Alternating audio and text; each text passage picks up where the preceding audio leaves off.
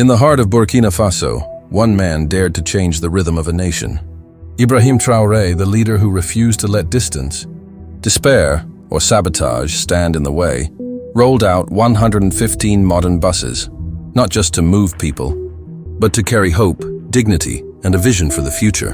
What began as a simple transportation project became a story of courage, mystery, and transformation that would inspire an entire continent.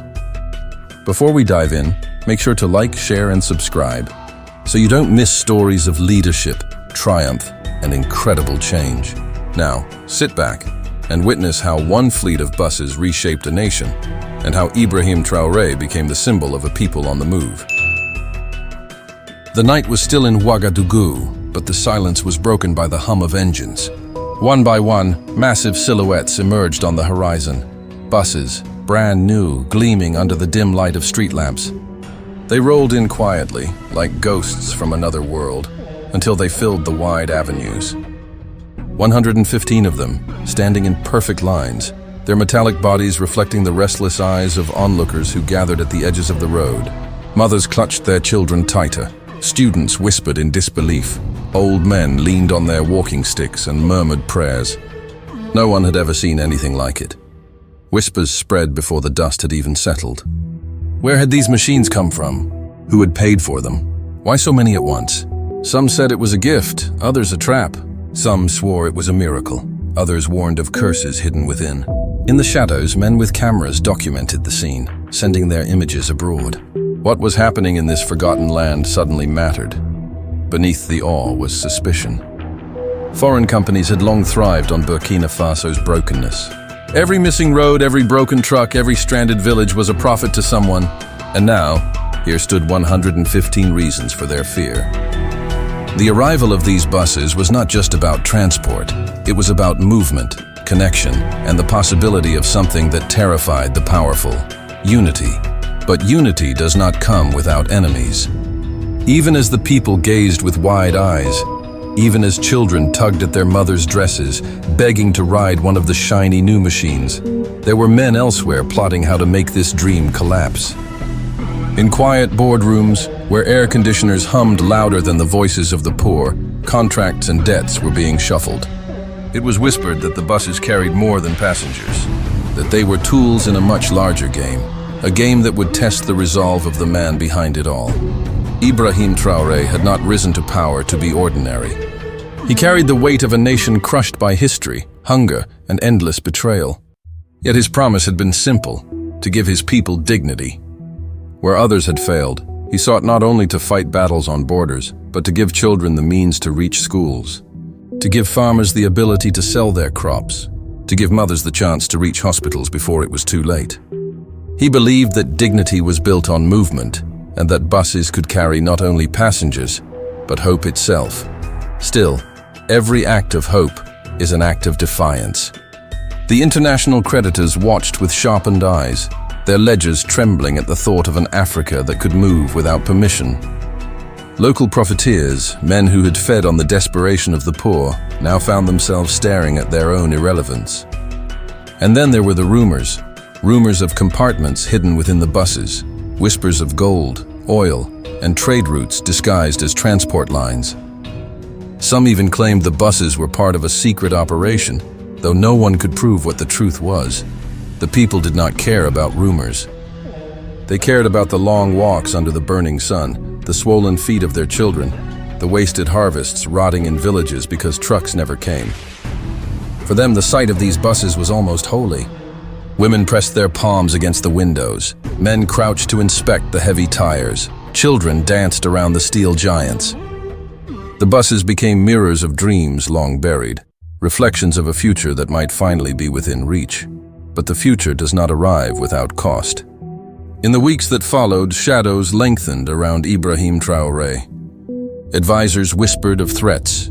Journalists uncovered strange documents linking the buses to foreign contracts, and unnamed men began appearing in hotels, watching the city from behind dark glasses. Something was moving in the unseen corridors of power, and everyone could feel it. In the villages, the buses began their first journeys. A farmer who once walked 2 days to bring yams to market now reached the city in hours. A young girl, her books clutched tight against her chest, sat in a seat by the window, gazing at the horizon she never thought she'd see. An old woman, long forgotten in her village, stepped into a bus for the first time, whispering to herself that perhaps God had not abandoned them after all. These moments spread like wildfire, filling the land with fragile hope. And yet, in the silence of the night, engines failed without reason. Tires slashed, fuel siphoned. Reports surfaced of buses vanishing between towns, only to reappear stripped and abandoned. Panic spread, and so did the questions. Were these accidents or sabotage? And if sabotage, by whom? The world beyond Burkina Faso's borders was watching. The same nations that had once ignored the cries of its hungry now found sudden interest in its buses. Diplomats made calls at strange hours. Anonymous letters reached Traoré's desk, each one carrying a warning sharper than the last. Do not expand. Stop before it's too late, but he did not stop. He could not. For him, this was not about buses. It was about breaking chains. He knew that every new route opened was a step toward independence. Every child who reached a school was a wound healed. Every farmer who sold his crops was a defiance against the hunger that had long shackled them. The whispers grew louder. Foreign powers said it was unsustainable. Local elites said it was dangerous. Even some of his own advisors urged caution. But in the heart of the people, the story was different. They began to call him the man who moved mountains. They spoke of him in hushed reverence, as if he were not only a president but a myth, a figure who could conjure movement where only stillness had ruled. Yet beneath the surface of joy was a storm brewing. Enemies hidden in plain sight, allies with divided loyalties, powers too vast to see. Traoré himself knew it. The real battle had not yet begun. The buses were only the beginning, and in that beginning lay a question that would soon shake not only Burkina Faso but the world itself. Were these buses truly vehicles of liberation, or had they already become instruments in a far more dangerous game? The morning sun rose over Ouagadougou, casting its golden light on the new fleet that gleamed like a promise. For many, it was a dawn unlike any other. Men and women boarded the buses with wonder, their eyes wide, their voices hushed, as if stepping inside a sacred space. Laughter filled the aisles. Children pressed their faces against the glass, marveling at a city they had only known from stories. For a brief moment, hope outshone fear, but hope has enemies, and enemies do not sleep. Only days after the buses began their routes, the first tragedy struck. A bus, once filled with school children, broke down suddenly on an open road. No one was killed, but whispers raced through the crowd that gathered. The brakes, they said, had been tampered with. Mechanics confirmed what many already feared: sabotage. By nightfall, rumors spread like fire. Foreign agents, political rivals, even traitors within the military. No one knew who to trust. The buses became both a blessing and a target. In the villages, they carried fresh harvests to markets, lifting families out of despair. But on the highways, shadows lingered. Strange vehicles followed the convoys. Men with cameras recorded every route, disappearing before questions could be asked. In the north, a bus vanished without a trace. Days later, its charred frame was found near the desert, stripped bare, a warning left behind in silence. Traoré's circle began to fracture. Some urged him to pause the program, to investigate before more lives were lost. Others whispered that he should abandon the plan altogether. But he refused. He stood before his people, his voice steady, and declared that the buses would continue to run. For him, retreat meant surrender, and surrender was death. Still, the threats multiplied. Anonymous notes reached his office, cryptic warnings scrawled in trembling hands. They will use your buses against you. The routes are not yours. Stop, or you will lose everything. Each message carried the stench of fear, but none revealed the sender. His intelligence officers uncovered fragments of information. Foreign contracts signed in secret, payments made to unknown intermediaries, and whispers of a network that stretched far beyond Burkina Faso's borders. The people did not see the documents. What they saw were buses that carried life. A farmer who had once sold only a fraction of his harvest now sold it all. Mothers carried their sick children to hospitals in hours instead of days. Students reached universities on time, their faces glowing with possibility. To them, the buses were miracles. And miracles must be protected, but miracles are fragile. Another bus disappeared. This time it was not found. Soldiers sent to patrol the routes returned shaken, speaking of ambushes in the night, of armed men who vanished like smoke. Some swore the attackers spoke foreign tongues, others that they bore the faces of neighbors. Betrayal became a ghost haunting every road. The opposition grew bolder. Newspapers carried headlines questioning the funding of the buses. Radio hosts whispered about corruption. Foreign analysts mocked the project, calling it reckless, unsustainable, doomed to collapse. Every attack, every accident, every whisper was meant to erode trust, to turn hope into suspicion. Traoré walked a narrow path between triumph and disaster.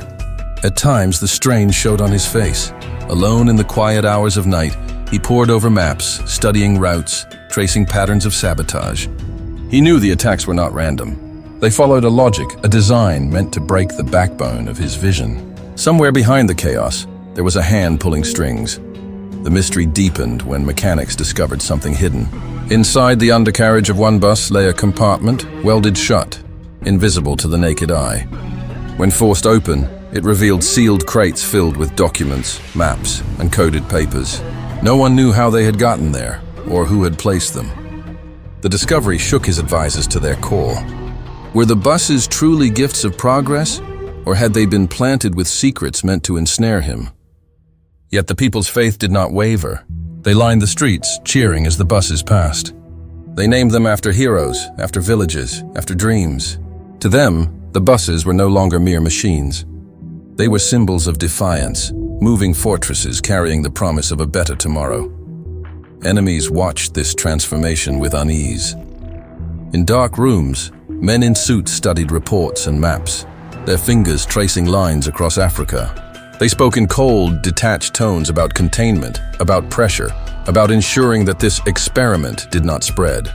Because if it did, if other nations saw buses as weapons of independence rather than vehicles of transport, then the chains that had bound Africa for centuries might begin to snap. As days turned to weeks, tension thickened like smoke before a storm. Soldiers riding the buses carried their rifles discreetly. Mechanics worked through the night, inspecting every screw, every tire. Markets overflowed with goods, villages thrived, yet everyone sensed that something unseen was closing in. Then came the disappearance of 3 buses in a single night. Entire convoys swallowed in darkness, drivers missing, passengers unaccounted for. Panic gripped the city. Mothers wept. Fathers clenched their fists. The nation trembled, and yet Ibrahim Traoré stood firm. In the face of fear, he ordered not fewer buses, but more. He expanded the routes, reaching deeper into forgotten lands, daring the unseen enemy to strike again. His defiance electrified the people. For the first time in decades, they felt a leader was not merely ruling them, but fighting beside them. Still, the unanswered questions haunted the air. Who was behind the sabotage? What secrets lay hidden within the buses? And how far were Traoré's enemies willing to go to crush his vision? The storm was gathering, and everyone knew that when it finally broke, it would decide more than just the fate of buses. It would decide the future of a nation, perhaps even the future of Africa itself. Night had fallen across Ouagadougou, but the city never slept. The streets were alive with the soft hum of engines, the occasional honk echoing like distant gunfire, and the nervous chatter of people waiting for the buses that had become the lifeblood of the nation. But tonight, there was a different tension in the air, one that could not be ignored. Shadows lingered longer than they should, and even the familiar faces of the bus drivers carried an edge of fear. The first clue came from a radio transmission intercepted by Traoré's intelligence team. It was garbled, spoken in whispers, but enough to send chills down the spine of even the most hardened officers. Numbers, locations, and coded words flowed across the frequency, hinting at movements across the country. Someone was orchestrating the disappearances, and they had eyes everywhere. That night, Traoré walked along one of the main depots, inspecting the buses himself. Tires glistened under the dim floodlights, compartments checked and rechecked, yet he could not shake the sense of being watched.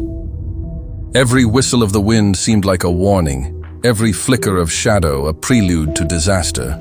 And then he noticed it, a subtle mark etched on the side of one bus, invisible unless studied closely. a symbol. He did not recognize it, but instinct told him it was a signature. A calling card left by whoever wanted to control the fleet. As the night deepened, reports poured in. Buses rerouted, passengers missing. Convoys attacked at remote intersections. Mothers cried out for their children. Farmers cursed the roads that once carried life but now delivered only terror.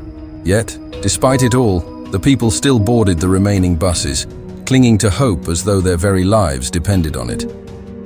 Traoré called a meeting with his inner circle. Screens displayed maps with blinking red dots indicating incidents. Every analyst offered a different theory, but none could pinpoint the mastermind. Then, one advisor presented the unthinkable. The sabotaged buses were only part of a larger plot, a network that spanned borders, linking illegal trade, political manipulation, and secret contracts with foreign interests. If left unchecked, it could destabilize not only Burkina Faso but the entire region. The revelation ignited something within Traoré. He understood the stakes. The buses were more than a symbol of progress. They were a battlefield. And he, as their guardian, could not fail. Orders were given immediately. Convoys were doubled, routes altered unpredictably, drivers trained for evasive maneuvers. Every bus became both a lifeline and a trap, bait to draw out the hidden enemy. Days passed in tense anticipation. The attackers struck again, but this time, the response was different. Traoré's teams anticipated ambushes, turning what had been fear into countermeasures. Buses that should have vanished arrived at their destinations, sometimes with messages left inside for Traoré himself. Warnings, challenges, cryptic clues. Each clue led him deeper into the labyrinth of conspiracy. The people noticed the change. They cheered more loudly when the buses passed, sensing a defiance stronger than ever. And yet the undercurrent of mystery never left. Soldiers reported seeing unfamiliar figures watching from rooftops. Mechanics discovered hidden modifications inside the buses designed to make them inoperable remotely. Every act of sabotage was clever, calculated, and deliberately theatrical, as if the enemy wanted Traoré to know they existed. Then came the night that changed everything. Traoré received intelligence of a secret meeting of those plotting against him. The location, an abandoned warehouse at the edge of the city, heavily guarded and hidden from casual view. He could feel the weight of the moment pressing on him. One wrong move and months of progress could collapse in an instant. But he did not hesitate. Moving with a small, trusted team, Traoré approached the warehouse.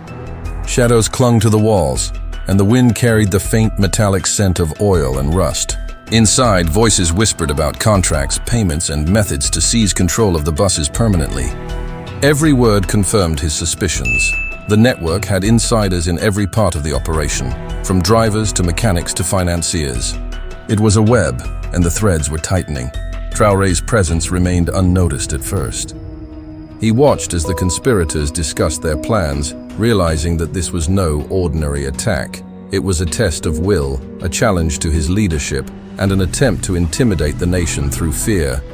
Every move they had made, every bus sabotaged, was meant to erode confidence, to create chaos, to turn the people against him. But Traoré was no ordinary leader. He had anticipated this moment. Through a combination of technology, loyal operatives, and instinct honed by years of navigating political and military crises, he turned the tables. As the conspirators finalized their plan, an unexpected signal triggered the buses along predetermined routes to create a distraction. Streets flooded with vehicles, lights flashed, and chaos erupted in the shadows of the warehouse district. Within the confusion, Traoré moved. Silent and decisive, he entered the warehouse, confronting those who had thought themselves untouchable. They were stunned, their whispers cutting off in disbelief. No one had expected the president himself to appear. He did not raise his voice, did not demand surrender. He simply revealed the evidence he had gathered. Hidden compartments, altered routes, coded messages, and recordings of their secret communications. The conspirators realized too late that their meticulous planning had been anticipated. Every action they had taken had been tracked, every sabotage recorded, every message decrypted. Traoré had turned their tools against them. Fear replaced arrogance in their eyes. They understood that the man who had moved a nation with buses had also mastered the art of foresight, strategy, and resilience. Outside, the people sensed something had shifted. The usual quiet night of anxiety gave way to cautious optimism as buses continued to arrive at their stops. Whispers spread quickly. He has faced them and stood tall. Across the city, families looked out their windows. Children pressed their noses to the glass, and hope, fragile yet unbroken, began to bloom again. Even as the immediate threat was neutralized, the mystery lingered. Traoré knew that the network was not entirely dismantled, that shadows still moved in hidden corners, and that vigilance would be required to protect the lifelines he had built. But the first battle had been won. The buses ran. The people moved. And the message was clear. No scheme, no sabotage, and no shadow could stop the vision of a leader determined to carry his nation forward. In the aftermath, Traoré walked along the streets, observing the movement of people and buses alike. Every journey taken by his citizens became a testament to perseverance. The city, once haunted by fear and uncertainty, now pulsed with life. Farmers sold their harvests, students reached schools on time, mothers carried their children with smiles instead of worry. And through it all, the presence of the buses stood as a constant reminder that even in the darkest of times, determination and courage could create light. The night faded into dawn once more. But the city's pulse had changed forever. Traoré knew that the road ahead would remain challenging, that conspiracies and threats would not vanish overnight, and that vigilance must accompany progress. Yet for the first time since the arrival of the buses, he allowed himself a moment to simply witness the impact of what he had built. A nation in motion, resilient and alive with possibility. And somewhere, hidden beyond the city's limits, those who had plotted in shadows began to reconsider. The man who had turned ordinary buses into instruments of hope had shown them the limits of fear. For now, the streets were no longer battlegrounds but arteries of life, carrying a people determined to reclaim their dignity. The first rays of morning stretched across Ouagadougou, painting the streets in gold and orange. The buses rolled steadily along the avenues, their engines humming like a heartbeat that could be felt across the city. What had once been a tense, fearful scene had transformed into something extraordinary: movement, life, and an undeniable sense of unity. People lined the streets waving and cheering as the buses passed. Children danced in the sunlight, mothers smiled, and merchants hailed from their market stalls, carrying goods they had long been unable to sell. Yet behind the smiles, Ibrahim Traoré remained vigilant. The battle was not fully over. The hidden networks that had orchestrated sabotage still lurked in distant corners. Intelligence reports arrived daily, fragments of conversations intercepted, suspicious shipments tracked, coded messages decrypted. But unlike before, each report was met not with panic, but with calculated response. Traoré had learned the rhythm of the game, anticipating threats before they became crises. The buses, once simple machines for transportation, had become symbols. Every route connected distant towns and remote villages, allowing farmers to bring their harvests to market, students to reach schools, and families to reunite after long separations. Each journey carried more than passengers. It carried hope, dignity, and the affirmation that progress could be defended against even the most determined opposition. In the city center, a crowd gathered as Traoré addressed his people. He did not speak of politics or power.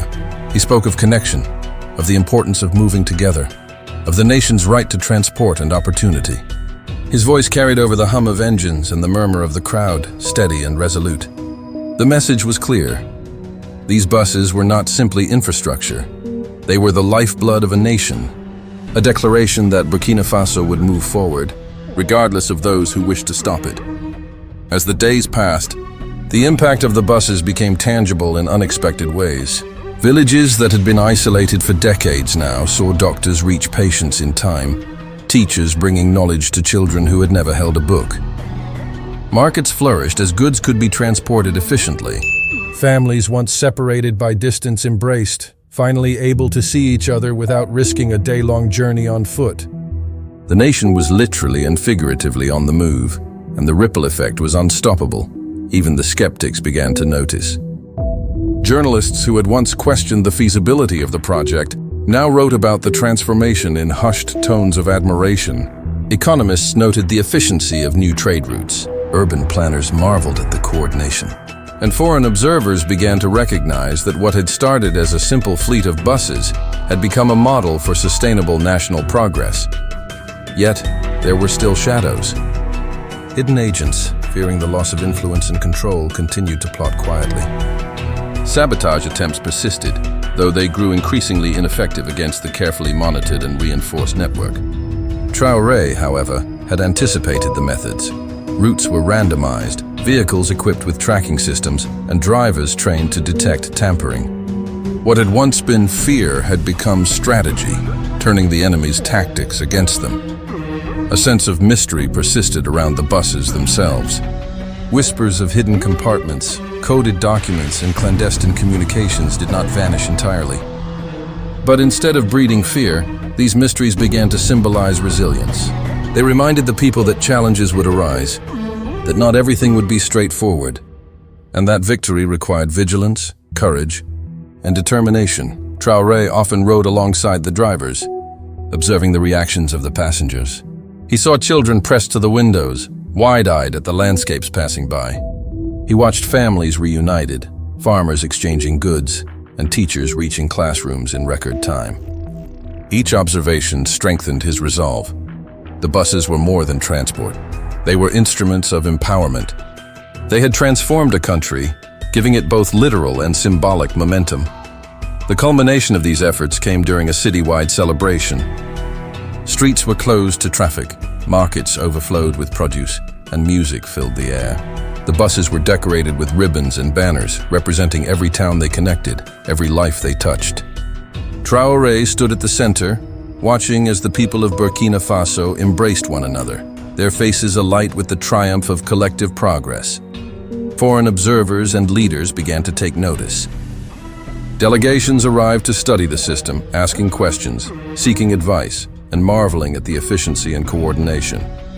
Africa watched Africa as the model spread in whispers and stories across borders. The buses, once the target of sabotage and conspiracy, were now recognized as instruments of hope, unity, and development. Traoré's leadership was no longer defined merely by the decisions he made in the corridors of power. It was defined by the tangible impact on people's lives. Every mile traveled by the buses carried a story of triumph over fear, a testament to resilience in the face of sabotage, and a demonstration that one man's vision could indeed move a nation. Even as the celebration reached its peak, Traoré remained aware that the work was ongoing. Hidden networks, foreign interests, and unforeseen challenges were constants in leadership. Yet the transformation of the people, the city, and the nation was irreversible. The buses had done more than transport. They had inspired.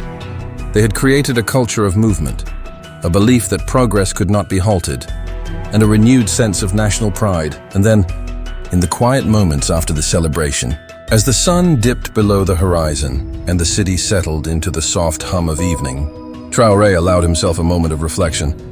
He walked along the depot, observing the buses as they rested after a day of tireless service. Each vehicle seemed to pulse with the energy of the people it carried, a silent reminder that the journey was ongoing. For the first time, there was a profound sense of peace.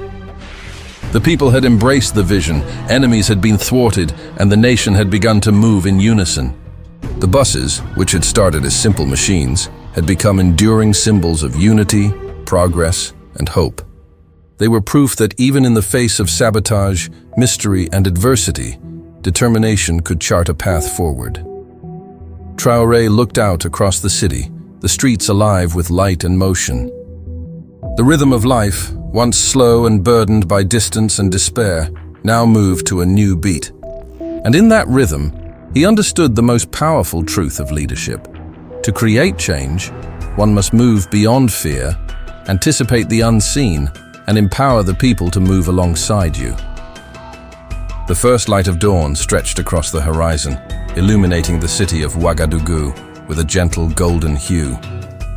The streets hummed with life, not from fear, but from purpose. Buses rolled steadily along avenues that had once been empty, carrying children to school, farmers to markets, and families reunited after long separations. The air was alive with chatter, laughter, and the rhythmic pulse of a nation finally in motion. Ibrahim Traoré walked along the depot, observing the fleet that had transformed more than just transportation. Each bus reflected the lives it carried, the stories of hope and resilience etched into every journey. Mechanics worked efficiently, drivers navigated confidently, and passengers moved with the assurance that their path was safe. The city no longer trembled at the shadow of sabotage. It thrived under the light of progress. Traoré's vision had spread beyond mere infrastructure. The buses had become arteries of opportunity, connecting remote villages to the heart of the nation. Farmers sold harvests that would have otherwise rotted in silence. Students, once forced to walk miles under the scorching sun, now reached classrooms brimming with knowledge. Mothers carried their children to hospitals without fear of delay, and fathers guided their families along safe, reliable routes. Each journey was a small revolution, a reclaiming of dignity and a defiance of obstacles that had once seemed insurmountable. News of Burkina Faso's transformation rippled across the continent. Delegations arrived to study the system, journalists documented the unprecedented efficiency, and leaders whispered about the model's potential for replication. The buses, which had once been objects of mystery and suspicion, were now symbols of resilience and progress. Africa watched as one nation demonstrated that determination, courage, and vision could overcome even the most entrenched systems of obstruction. Yet Traoré's triumph was not born from arrogance or force. It came from observation, strategy, and the unwavering belief that ordinary tools, when wielded with purpose, could yield extraordinary outcomes. He had turned buses into more than vehicles. They were instruments of empowerment, channels of hope, and proof that leadership could transform lives in the most tangible ways. The people sensed this transformation. Streets that had once been silent now pulsed with the rhythms of daily life. Markets overflowed with produce. Children's laughter echoed in schools, and neighborhoods buzzed with activity that had been impossible only months before. Communities that had been isolated by distance and despair were now woven into the national fabric.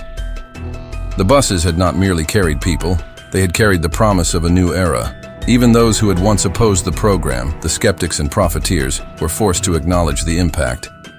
Their attempts at sabotage had failed, their whispers of doubt drowned out by the resounding success of a vision realized. In offices and boardrooms, foreign observers reconsidered their calculations.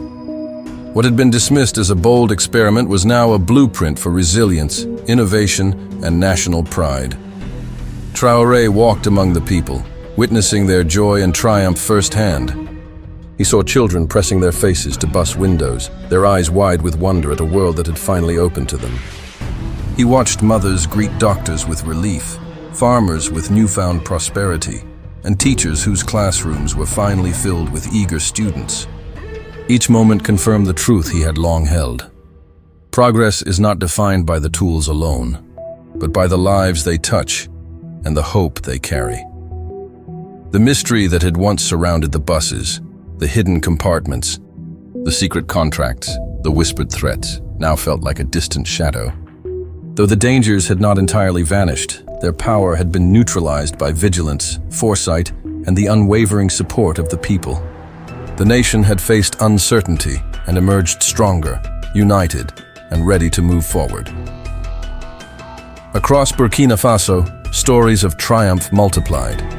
Villages once cut off by distance now celebrated the arrival of buses as communal events, festivals of connection and shared opportunity. Markets thrived, schools prospered, and health clinics reported unprecedented access to patients. Every bus route became a lifeline, every journey a testament to what could be achieved when leadership aligned with the needs of the people. Beyond the borders of the nation, the transformation inspired others. African leaders, students of policy, and everyday citizens began to imagine what their communities could achieve with similar vision. The buses became more than a national success. They became a continental symbol, a living proof that progress is possible even against formidable odds. Traoré's own reflection was quiet but profound. Standing on a depot overlooking the fleet, he understood that true leadership is not measured by titles or authority, but by the tangible changes one can bring to the lives of others. The buses had become an extension of his vision, a moving emblem of hope, resilience, and the power of determined action. The city pulsed with life, yet it was more than just Ouagadougou that had changed. The nation as a whole had shifted, mentally, socially, and economically. Connections that had once been impossible were now routine. The people moved together, their journeys creating bonds that transcended distance and hardship. Each mile traveled reinforced the sense that collective effort, guided by a courageous leader, could overcome fear, sabotage, and uncertainty, and in that movement there was clarity. The buses, which had begun as a simple solution to a practical problem, had evolved into something greater, a narrative of hope, a testament to resilience, and a symbol of what a nation could achieve when courage met vision. Traoré's leadership had illuminated the path forward, not through force but through empowerment, connection, and the relentless pursuit of progress. As the sun set over the horizon, painting the city in shades of gold and crimson, Traoré allowed himself a rare moment of reflection. He watched as the buses continued their routes, each one carrying lives transformed by opportunity, dignity, and hope. The streets hummed with motion, the people moved with purpose, and the nation thrived under a vision realized. The final lesson was clear, resonating not just within the borders of Burkina Faso, but across Africa and beyond. When courage, strategy, and compassion converge, even ordinary tools can become extraordinary instruments of change. The buses had carried more than passengers.